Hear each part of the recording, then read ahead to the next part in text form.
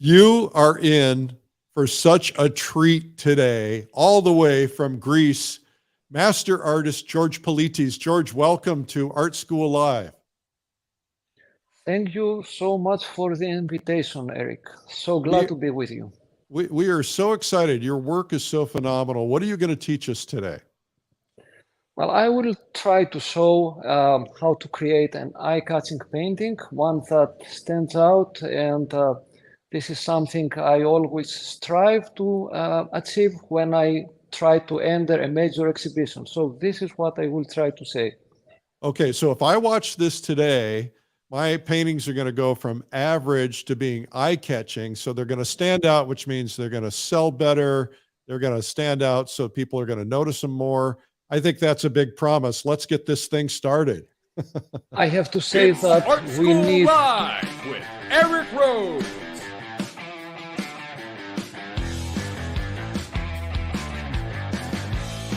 Now, here's your host, Eric Rhodes.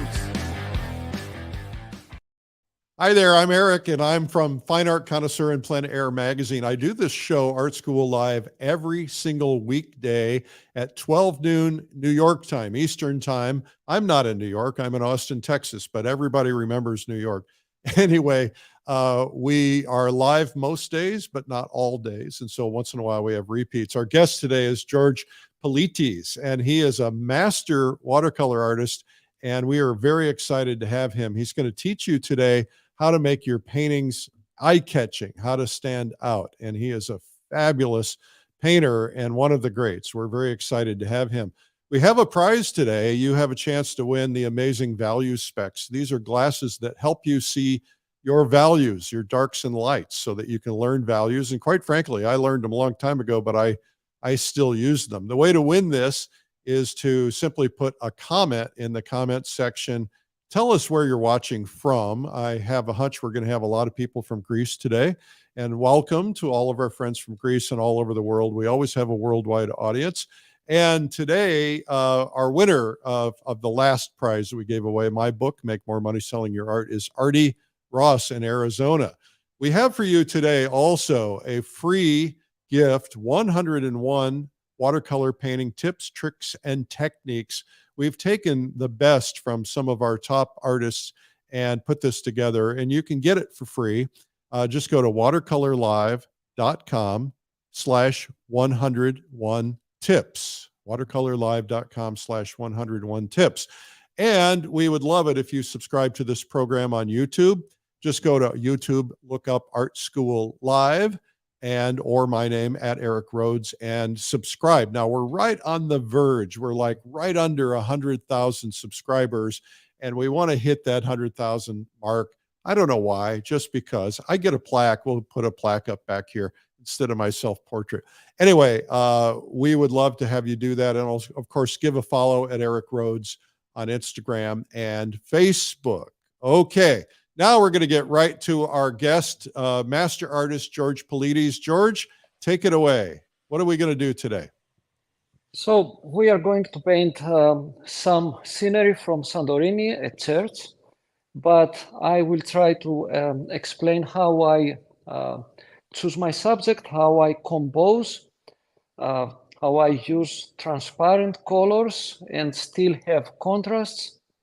Granulation is essential, and very, very important, how I achieve sharp edges that make things appear really eye-catching.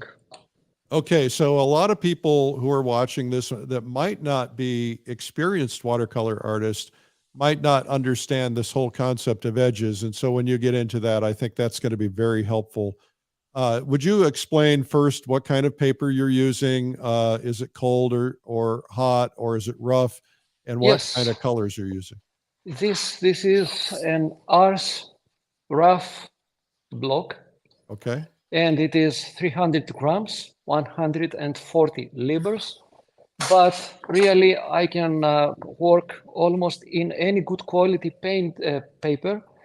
The important thing is to have a very high quality paper, and this is something everybody should try to buy. very important. The paper is very important. As about the brushes, I use the Escoda brushes, and I have several series. These are Prado and Perla series, versatile, so they are synthetic, but they behave very, very well like the real hair, like Kolinsky hair brushes. And my colors, I use the Daniel Smith colors, Daniel Smith watercolors. Actually, I'm an ambassador for both Daniel Smith and the Escoda brushes. Okay. And the Daniel Smith colors have a special series called Primatech, and they offer a fantastic granulation. They give beautiful granulation. So if someone is not familiar with this word, this is what I can achieve through granulation. Very nice effects, very useful for texture. One can see much better in real life. Can you bring that but- closer to the camera so we can see a little bit more of that? Oh, it's kind of dark. Oh, yeah, it's dark. Yeah. Oh, that's But all right. I can bring the camera closer. Okay. Okay, so you really get that So you see- grainy Yes, effect. exactly. So that must mean that they don't grind it as thin as normal watercolors. Well, they have a lot of metallic pigment which actually settles into the paper in several areas. And the heavier particles, especially when used when wet in wet, so when you wet the paper first, the heavier particles stop earlier, the lighter particles advance further away, so it creates some kind of diffusion of colors and those beautiful grains. And are you painting flat or are you painting at an angle? Actually, I'm using both flat and at an angle. I use my hand to change the inclination of the paper like that. And I always turn the paper all around. This is why I prefer to have something like a light board or a block, because I turn the paper all around to achieve the edges that I have. In order to have those edges, I always focus on the tip of the brush and I work opposite, like my hand is free, like when writing. So I turn the paper to have better control over the edges. Okay. Well, I'm anxious to see you get started. You've sketched in your drawing, and what did you sketch with? So this is a simple pencil, one that you can find, a mechanical pencil that is 0.5 millimeters and HB to 2B. It depends. So I use a couple of pencils for that. But I have to say that although I used a reference photo, what I sketched is mostly my composition. So I changed several things. I changed colors, I changed subjects in order to create what I call an interesting composition. So I changed the lighting and I decide about several diagonals in my painting. In fact, as I go, I will create more diagonals, like let's say a cloud or something, or the sky, bluer, that directs the eye to my center of interest. So you will see several of the lines pointing to the center of interest. This is not something you can find ready in a photo, or if you do, then you are very lucky. But most of the times you need to create your own universe, to create your own truth through your composition. Okay. So do I start? Yes, please. Okay. So first thing I would do, I would start with the sky, and in order to paint the sky, I will use a number 10 brush, and I will prepare some cerulean blue, which I like very much for the sky. Normally I have it in my palette, but I'd prefer to use something fresh here, and I will use some phthalo blue as well. So first, I will create the sky from this side. And let me tell you, I plan to have the light coming from this side, so this part of the wall will be bright white. And this means that I will paint this in negative. So first I wet my paper. I leave a very thin line before the wall, just in order to be able to control what I do there better. So I don't wet to the wall. And then I will start composing another diagonal. So I turn my paper like that. Gravity will pull my colors to this direction. Very light first passage of cerulean blue. It is important in my paintings to have, let's say, patience and plan ahead. I was also a chess player, so I try to plan my moves before I do everything. So here you see. You're a strategist. I think so. I think so. So you see here, I'm working very carefully to the edge. This is why I left that small line so that the color doesn't diffuse. And this way I'm painting in negative the wall. Also, this part of the dome will be in light, so I'm painting that in negative as well. Well, and you want your darkest colors to be against your lightest colors, I assume, so that the light stands up. Exactly. And this is what I call the chessboard effect.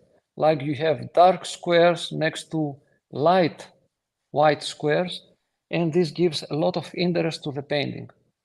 So you see, I'm creating this diagonal like that. I'm leaving the lower part slightly lighter. And if I feel I would need a little bit more color here to increase the effect of the diagonal while it is still wet, I can add a couple of strokes, and I will leave it like that. The sky is almost never a star in my paintings, so it is just complementing, it is just supporting my painting. I keep that as transparent as possible. Now I have a lot of excess water here, and what I do is that I take a piece of paper, I remove the water from the brush. This is creating a thirsty brush, as we call it, and then I pick up the excess water from the edges. This is a very good trick for the painters who start watercolor in order to avoid problems with cornflowers and problems like water coming back and creating effects that are unwanted. I will go to the other side. Now, as this side is going to be a little bit darker because we are painting against the light, I will try to keep that slightly lighter in values. So in every area that I paint, I am varying the tones, I'm varying the colors. I am trying to create several effects that add to the interest of the painting. So now this is going to be white, which means I need some more contrast here. You see I'm tearing the paper once again, and that way I can have a sharp edge.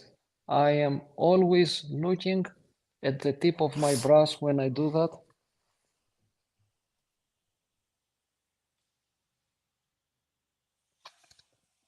Now, this area will be somehow darker, so I don't need to have so much color here.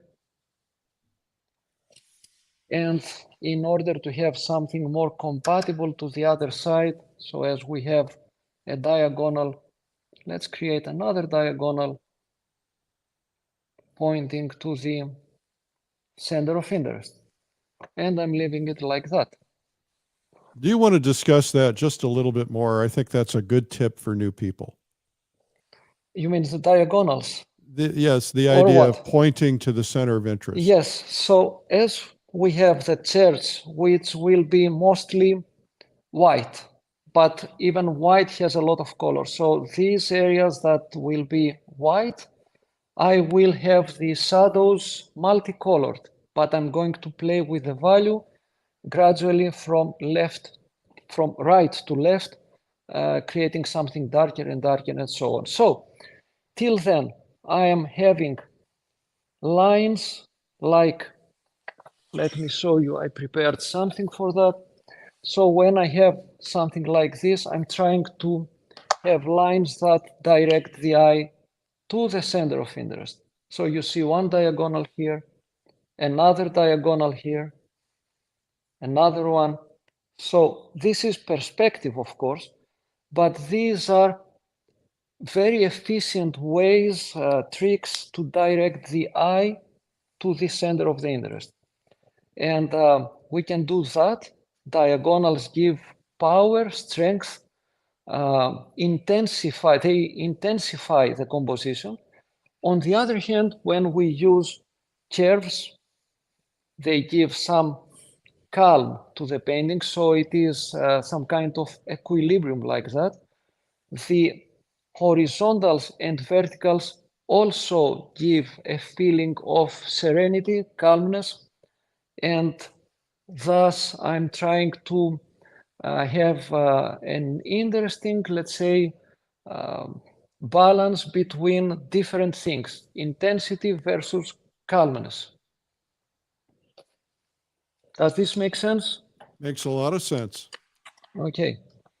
So I will leave this area as bright white for the moment. Later, I might change that, but for the moment, I don't need to do it. I'm using the white of the paper as my bright white, and I'm going to this area. So now I have to paint the lighter of the shadows. And painting the lighter of the shadows means that I am going to paint something like, if I have a value plan, that would be a value of, let's say, 2. Now, we start to think, what color should I use for the shadows? And the first color I would use is a color reflected by the sky. So I'm using cerulean blue. I'm adding water all over, so cerulean blue will spread, will diffuse to the wet surface. And as you see, I'm not adding color all over the place, I'm adding color at the edges. So the color diffuses and it leaves the inner part mostly transparent. So I'll get another very useful color like moon glow, and again I will add a touch of moon glow at the edges. Somebody said moon glow has a little bit of amethyst inside of it. It diffuses into 3 colors. It is a purplish color that diffuses into blues and reds. So it's very beautiful, especially when used wet in wet. And the colors, the various colors, they are used like symbols in my painting. So blue here is symbolizing the reflections. Moon glow is symbolizing the shadow. As I move closer to the ground, I'm using some nuances, just a suggestion of, let's say, burnt sienna. It could be another ochre. It warms up an area. So I'm done with this area. This is dark enough and at the same moment light enough. So I don't need anything darker than that. And if I would not speak about that, I'm sure most people would not notice, but you will see that it is darker at this side and lighter at the opposite side. Even though I paint like that, it still shows like one area, one entity. And why am I doing that? Because this way I'm ready to continue with the next area and I will again play with the edges. This is why I talked about the importance of the edges. So once again, moon glow, especially at the edge.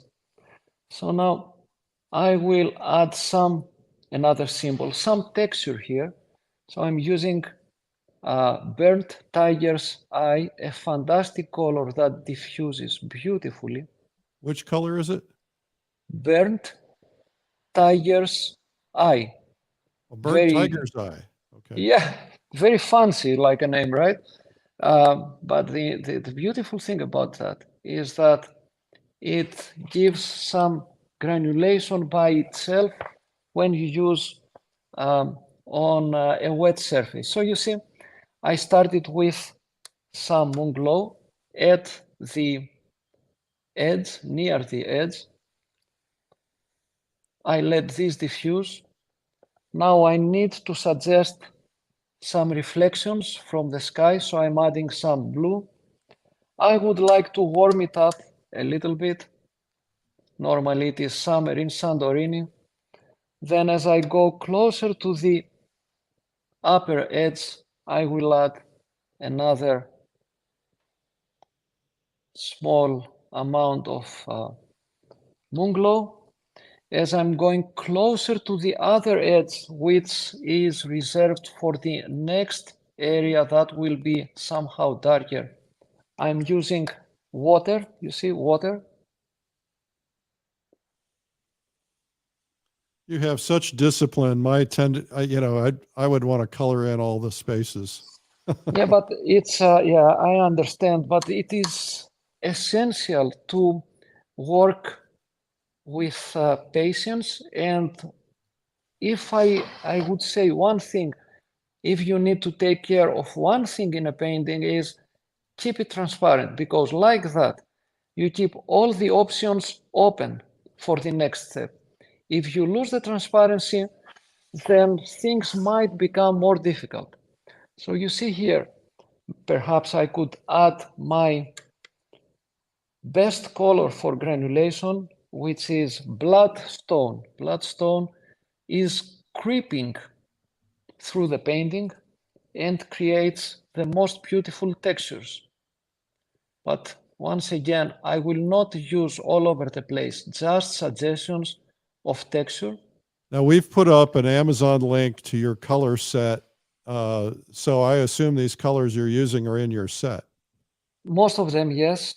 Yeah. But I'm not using only these colors, but yes, bloodstone, burnt tiger's eye, cerulean, they are essential in my paintings. Moon glow, definitely, and many more. So you see here, if I have suggested the edges, I'm okay. You see that this is darker than this area, this is darker than this area, and now I can go to the left part, but I will leave that a little bit to be painted later, because the sky is somehow still wet and I would not like to have any problems with color creeping into the sky. Normally I could use a hair dryer to speed it up, but it's not important. So I can go to another area which is supposed to be in shadow, and this is that part of the wall. Let's start with the same idea. Now I think our viewers can understand my main process. I will start wetting, and I will start with my symbols, which means let's start with some moon glow to suggest shadow.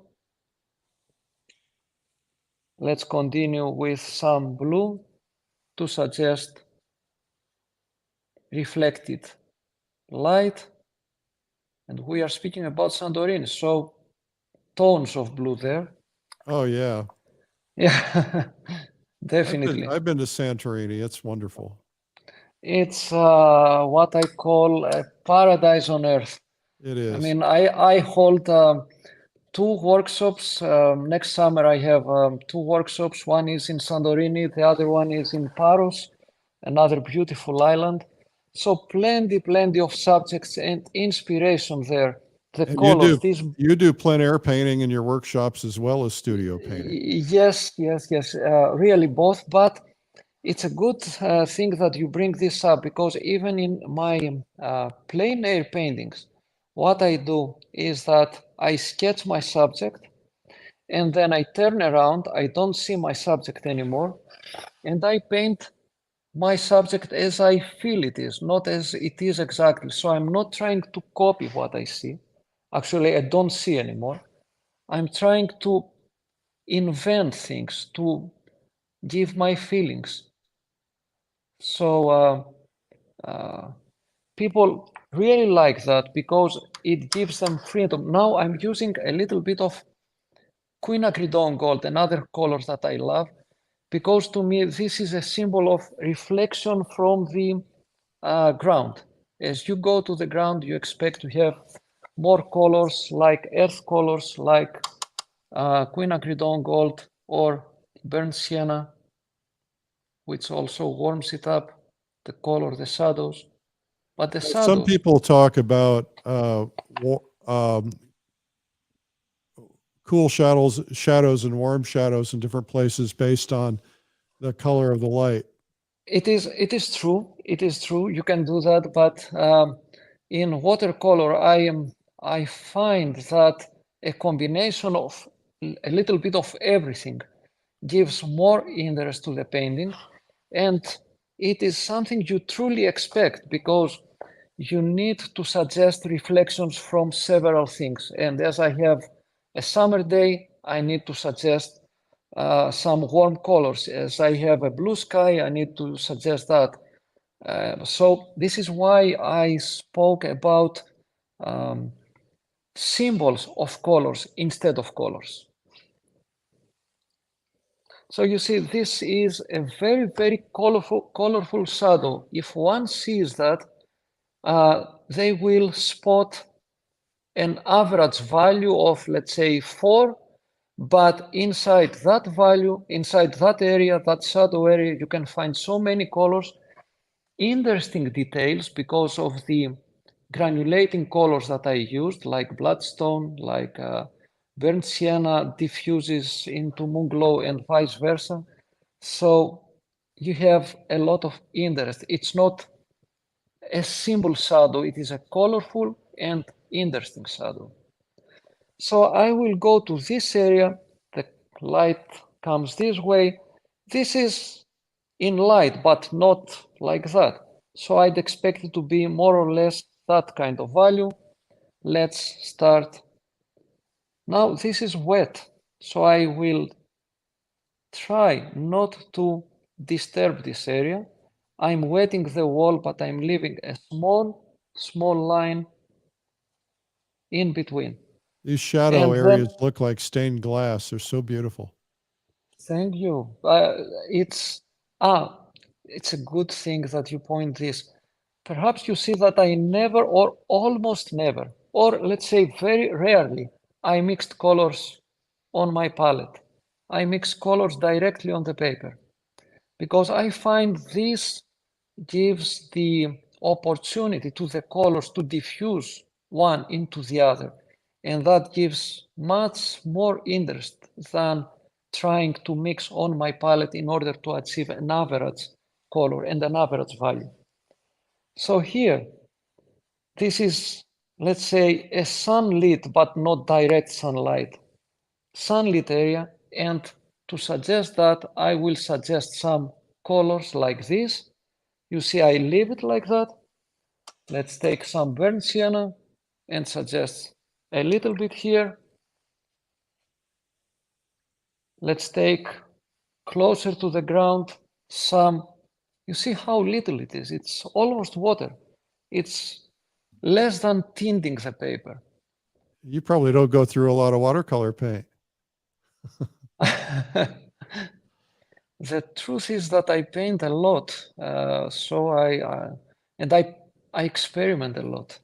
So I take a lot of color overall. But yes, in one painting, I am, as you said, I have some strategies. So I'm going with very careful steps, and this way I can always go darker and darker. And as you have seen in my paintings, and I can show perhaps someday my studio where I have realistic paintings, they can go really dark, very dark, but that is done in several layers, in several steps. I'm never in a hurry. Maybe if we have time right before we go, you can show us around your Yeah. studio a little bit. Okay, all right. Show us some paintings. I'll So- tell you what, George, we're going to take a brief break and then we're going to come back. Okay. We'll be back in just a couple of seconds. But our Excellent. guest today is George Politis. And I think I got that right. And George is joining That's us fantastic. from Greece. And we're really glad to have him. George is going to be part of Watercolor Live. Watercolor Live is our online conference, which takes place in late January. It's 3 days. We have art instructors, the top in the world from all over the world, and we have a worldwide audience. It's our largest, as a matter of fact, it's the largest art conference in the world, and it's all online. And so it's going to be really spectacular. I thought you'd like to see this real quickly.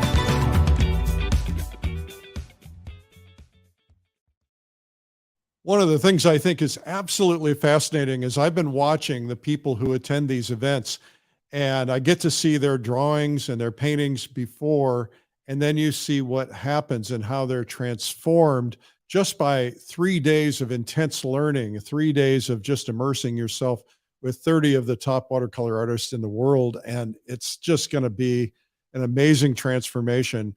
If you're a person who thinks that you can't do this, you can do it. If you're watching now and you think, I wish I could do that, these guys have got all this experience. They're going to teach you how. We have a beginner's day, the day before the event, that's optional for you, but you can learn this. You can do this. And we'd encourage you to join us. And we have a money back guarantee. So if you spend your money, you don't feel like you got your money's worth. As a matter of fact, our guarantee is this: if you don't feel like the first day paid for the entire conference for you, then we'll give you your money back. You just have to ask. That's all. And we had somebody who told me on our last conference, Realism Live, which was a few weeks ago, said, I got one thing out of the beginner day, even though I'm not a beginner, I got one thing out of the beginner day that to me paid for the entire conference because it was such a transformative experience. So I hope you'll join us. And our guest today is going to be at Watercolor Live. George, you're going to be teaching. What are you going to be teaching? I will be teaching a totally different subject from Santorini, All right. but it's going to be fabulous. You will love it. A lot of perspective, a lot of use of granulation with tips on how to select several colors, but I will leave that for later. You will love it. All right. Excellent. Well, we're going to let you continue on now. And I'll cut you off so that we get to a point where we have a couple minutes left. You can show us your studio because you showed me some of these before the broadcast. Sure. Okay. So I will continue now with the dome because this is another important area and the light comes this way. So I have to once again suggest lighter values to the right, and I will take advantage of the blue of the sky, which paints part of my dome in negative, and then I will go darker to the other side. So that is another very important thing when we paint, to have gradation in our colors. And you see that I'm turning the paper all around. I'm using gravity now, starting here. Now the color, instead of going up, of course, because of gravity, it goes down. So using this trick, I'm helping the colors diffuse downwards, so this area stays light. Gravity is one of my most useful brushes. It's not a brush, but it is used like a brush. And it's something that everybody has. It's no money paid for this kind of brush. And so as I'm going to the other side, I will be gradually adding some phthalo blue, red shade, which gives more impact. Then some indanthrone. This is one of the colors that I love for Santorini. Once again, as I'm going and as I'm painting against gravity, the colors diffuse downwards, which lets them diffuse very lightly in the upper area. Well, that looks so rich. Yeah, and again, you see that I'm always doing that on the paper instead of the palette. Are you still using phthalo blue? No. I used, as I said, first cerulean blue, then phthalo blue, then the next one was indanthrone blue. Indanthrone. And now I'm using Mayan dark blue. Mayan dark is a beautiful and rich blue that I use even for my blacks. My black is, well, I use black color. I'm not afraid to use black color, but in most of my paintings, it is mostly Mayan dark blue with Piemontite genuine. So I can even use it now. Can you spell that? Are you saying million dark blue? Mayan, like the Mayans, the M-Y-A-N? M-A-Y-A-N, yeah, Okay. Mayan dark blue. And is that in your color set? I think so. Right now, you catch me because I use it so much, but I had to select only a few colors for this set, and I don't use only these colors. Right. But normally it must be in my set because it is a must-use color along with Piemontite. Piemontite is a beautiful granulating Primatec color. You see I'm using it here. So it has several advantages when you use that. One of them is that it is granulating. The other thing is that it is creating a very rich dark color, and it can be even like black, like that. So you see, now I have a rich dome that suggests that light is coming from the right side, and gradually it is going to dark to the other side. This pushes me also to increase the values in several of the areas. So I have to go to this place now and start increasing, let's say, the values, darkening the colors. And once again, I have to start at the edge. You see, once again, that I am focusing at the edge, I'm very careful. When I started watercolors, I was a little bit more fluid with everything. Then I understood that in order to achieve a successful painting for a show, you need to have something that is eye-catching, attracting, and the edges is one important factor in that direction. So here, it is important to have a sharp edge against the lighter sky. So I'm adding more color there, slightly more color, not too much, slightly more color. And you see that when I go into the inner part, you see pure water. So I will add only water inwards. The eye feels the details. It is like feeling in the details. And this adds to the feeling of transparency in the painting. So you see, edge is darker, edge, edge, and the inner part lighter.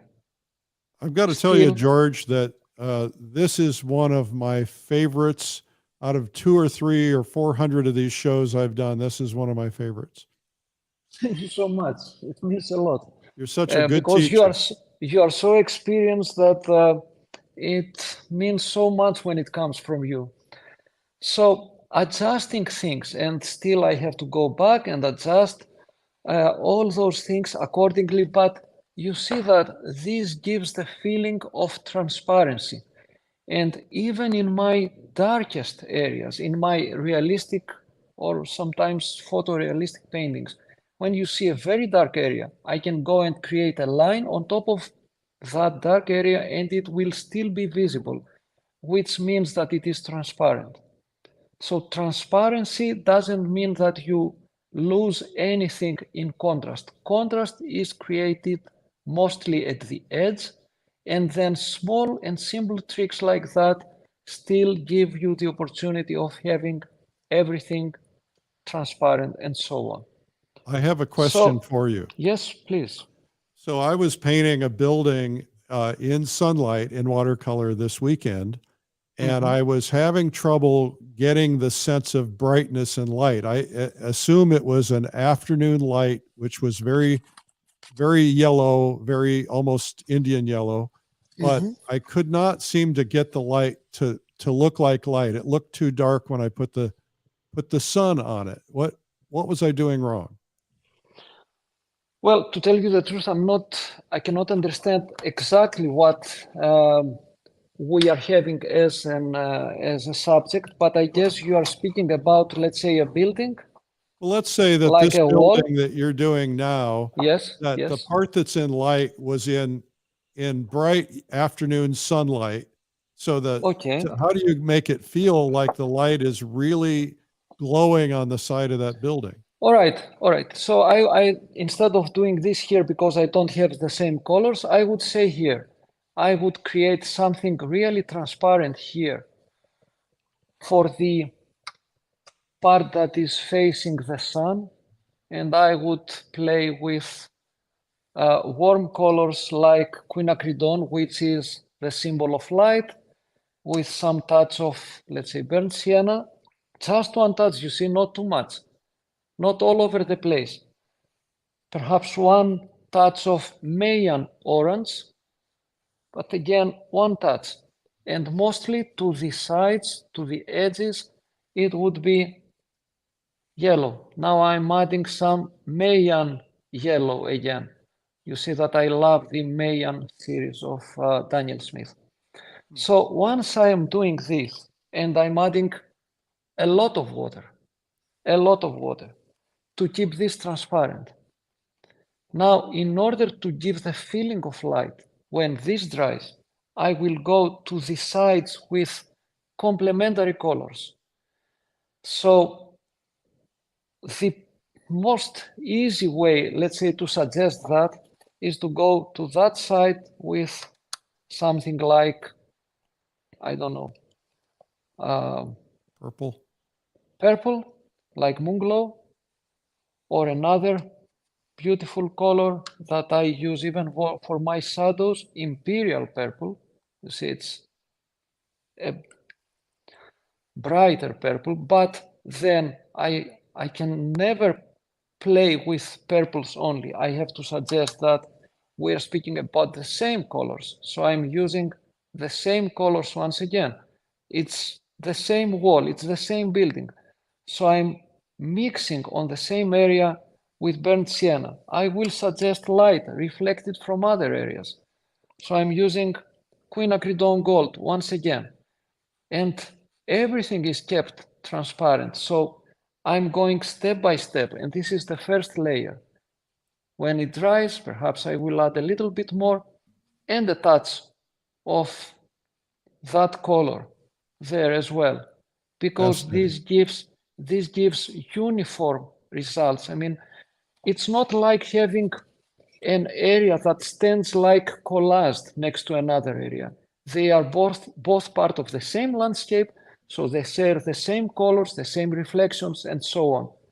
So again, when I go to the other side, I will try to use some, I don't know, if it is evening, I would start with the idea of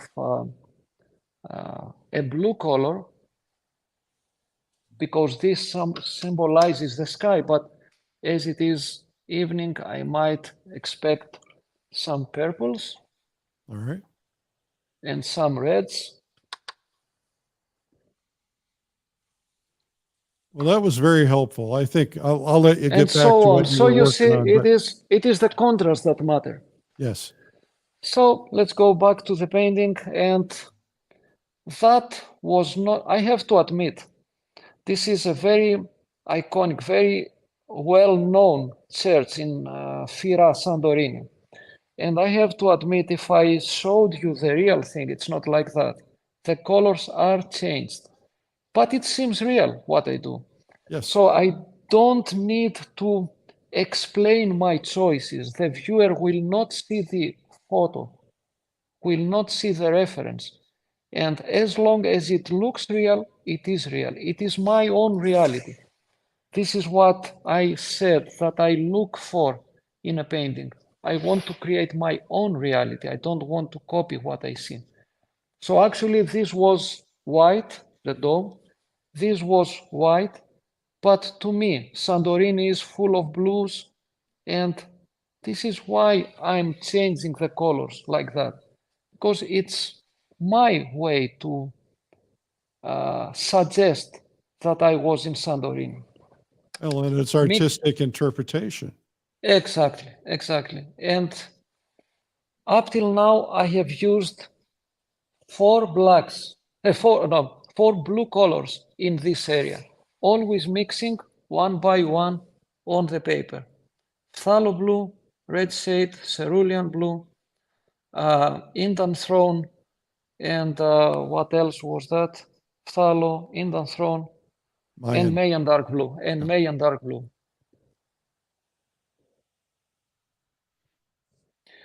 You see that I'm not trying to be very fancy, very fast. I prefer to work carefully. That doesn't mean that I do not work fast when I have to, but most of the times it is a good idea for our viewers to know that it's a good idea to plan ahead, not to rush. It's better to go to paint something in small, transparent layers and have control over the painting. Repeating the colors all over the place, repeating the darks, so I have to repeat the darks in other areas and so on. So I'm not sure how much time we have in order to do that, but normally I would go to another area that is in shadow. So I always create my own reality, as I said. This is where I should think about shadows. So I'm going to suggest light here in negative, some irregular wall like the ones you find in Santorini. Let's suggest reflections. Let's suggest summer. You see, mixing the colors on the paper gives beautiful results. Sure does. We are in the foreground, so let's suggest some texture. I'm using burnt tiger's eye, perhaps more texture, bloodstone. And as I go closer to the edge, I want to stop the viewer's eye. It shouldn't go to the edge too much, so less detail is expected here, perhaps darker colors to stop the viewer's eye from looking too much in that direction. Now, do you use sharp edges in some places? Do you use soft edges in other places? Sometimes, but especially here, it will be essential to do that, but I will do it later by when it is when it is dry, sorry. I will use a wet brush to do that and pick up some color and create some softer edges. At the moment, I prefer to have sharp edges all over the place. So you see, I have created once again a multicolored shadow, and then I have to tame it a little bit because it is too fancy right now. So I'm starting at the edge. I will mute down these yellows in this direction by having some color to flow into it. I will add another beautiful reddish or brownish color like Piemontite to suggest texture and mute this color down as well.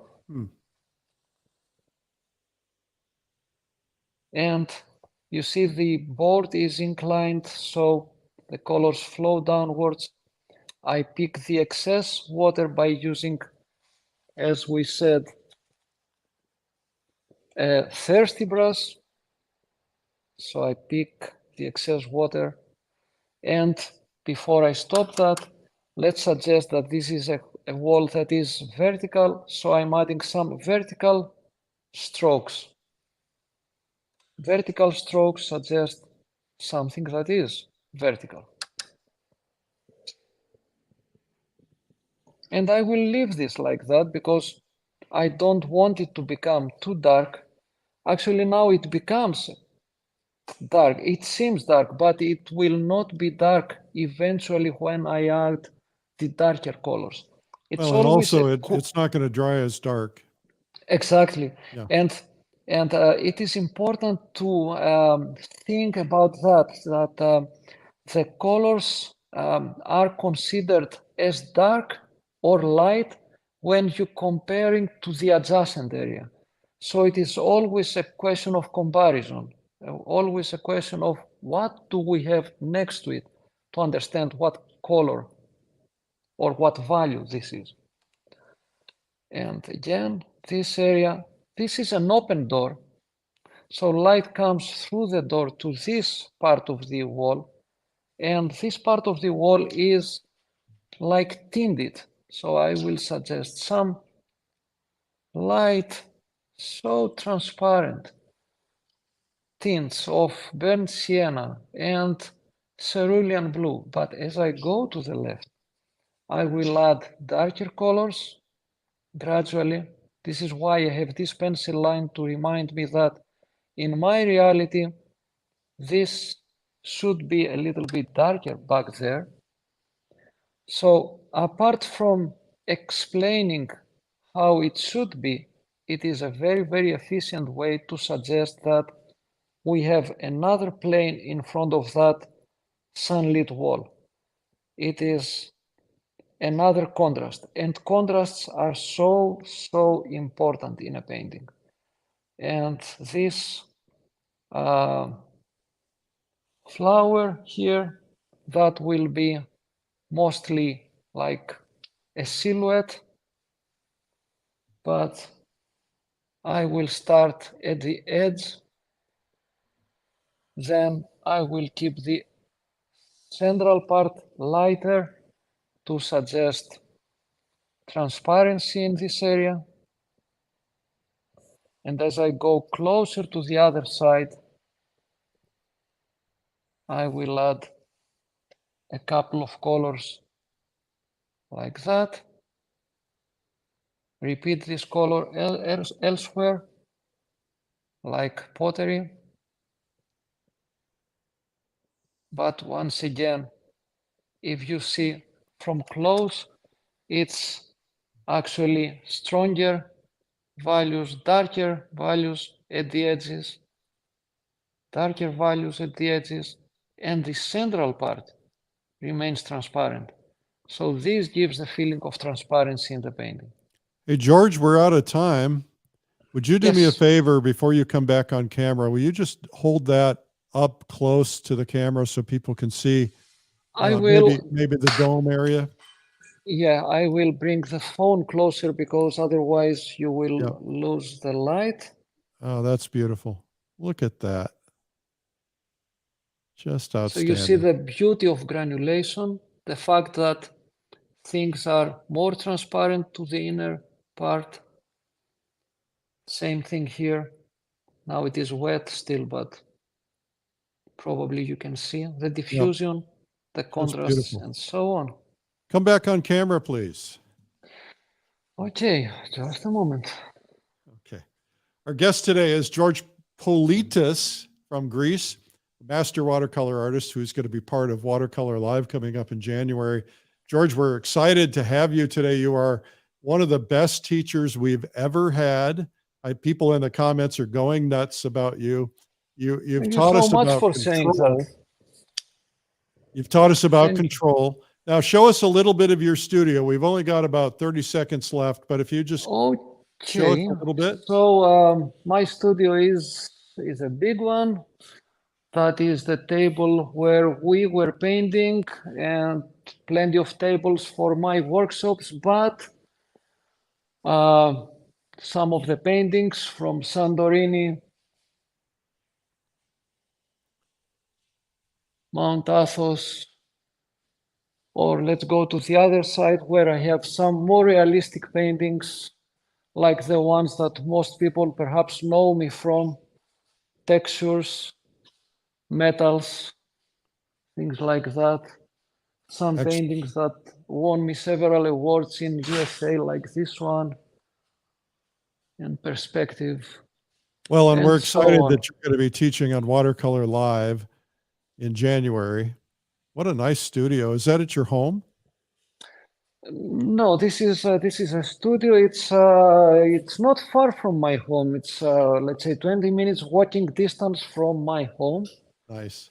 But I come here, and it is my let's say escape place where I can come. Yeah. And Eric, I told you before that I have the time to drink some ouzo here. Oh, And yes. paint better with some ouzo. So when you come to Greece, this is a very fine way to paint better. Oh, This that's is one right. of the tricks that I did not suggest. That Drinking Yeah. some ouzo makes you a better painter. You dip a little, dip your brush into a little ouzo. Oh, I have not tried that, but now that you're saying that, I've tried that. Perhaps the brush will work better like this. Outstanding. Well, thank you so much, George. Oops, we lost him. Our guest today was master artist from Greece, George Politis, and George is going to be teaching on Watercolor Live. George, thank you so much.